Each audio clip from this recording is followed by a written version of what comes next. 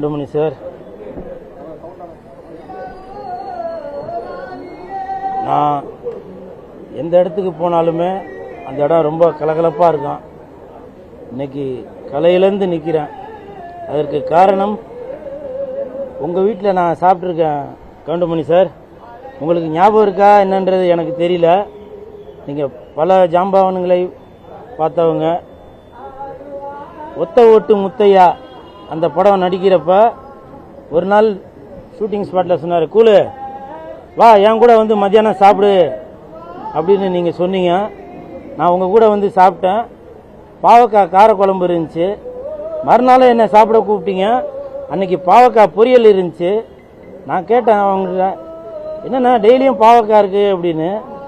அப்போது நீங்கள் சொல்லிங்க, இல்லை கூலு, எனக்கும் என் ஒய்ஃபுக்கும் சுகர் இருக்குது, அதனால் பாவக்காய் தான் இதுக்கு மருந்துன்னு டாக்டர் எல்லாம் சொன்னதுனால அவனுங்க சொல்லிட்டு போயிட்டானுங்க. என் பொண்டாட்டி பாவக்காய் வச்சு டெய்லியும் கொடுத்துன்னுக்குறா அப்படின்னு ஒரு காமெடியாக ஒரு கலாச்சி சொன்னீங்க. அது இன்னமும் எனக்கு ஞாபகம் இருக்குது. சாந்தியம்மா, உங்கள் உப்பு தின்னு வளர்ந்தவன். என்னால்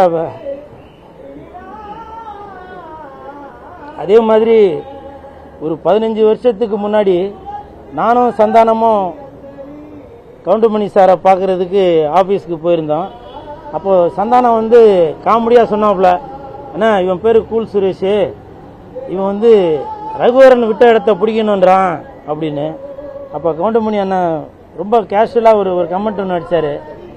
அப்படியா, ரொம்ப ஈஸிப்பா, கனமாப்பேட்டையெல்லாம் படுத்துன்னுக்குறான், இப்போ படுத்துக்க சொல்லு அப்படின்னு அது ஒரு ரொம்ப ஃப்ளோவில் அடிச்சு விட்டு போனாங்க. அது இன்னமும் என்னால் மறக்க முடியல. பல பேர் அதை கேட்டாங்க, இந்த மாதிரி கவுண்டமணி அண்ணா உங்களை கலாச்சாரமே அப்படின்னு. அது வந்து எனக்கு ரொம்ப சந்தோஷம். அது ஏன்னா கவுண்டமணி அண்ணா எவ்வளோ பேரை கிண்டல் பண்ணி பேசியிருக்காரு, என்னையும் கூட கிண்டல் பண்ணியிருக்காரு அப்படின்றப்போ அது ரொம்ப எப்படி சொல்கிறதுன்னு தெரியல. பொதுவாகவே கணவன் இறந்த பிறகு கூட மனைவி வாழ்ந்துடலாம். ஆனால் மனைவி இறந்த பிறகு கணவன் வாழ்றது ரொம்ப கஷ்டங்க. அது வசதியான ஆளாக இருந்தாலும் சரி, வசதி இல்லாத ஆளாக இருந்தாலும் சரி, நீங்கள் 10 மணிக்குள்ளே வீட்டுக்கு வரலன்னா உங்களுக்கு ஃபோன் அடித்து மனைவி கேட்பாங்க, எங்கெங்க இருக்கீங்க அப்படின்னு. அதே மாதிரி காலையில் நீங்கள் தூங்கிட்டு இருந்தீங்கன்னாங்க, ஏங்க இன்னைக்கு அங்கே போகணுமே போலையாங்க அப்படின்னு அவங்களுக்கு ஒரு பிஏ இருந்தாலும் சரி, வீட்டில் வேலைக்காரங்க இருந்தாலும் சரி, அதையும் விட மனைவி வந்து உங்கள் மேலே அவ்வளோ அக்கறையாக இருப்பாங்க. மத்தியானம் சாப்பிட்டீங்களா அப்படின்னு கேட்பாங்க, மாத்திரை போட்டிங்களா அப்படின்னு கேட்பாங்க.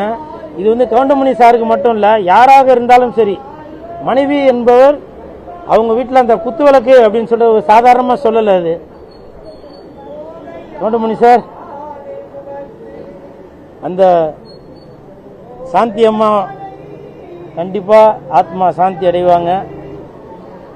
இப்போ நான் ஆடினது கூட இது வரைக்கும் நான் எந்த டெத்து நிகழ்ச்சியில் ஆடினதில்லை, என்ன அறியாமலே. ஏன்னா அந்த சாந்தி அம்மா போட்ட அந்த சாப்பாடு எனக்கு இன்னமும் ஞாபகம் இருக்குது.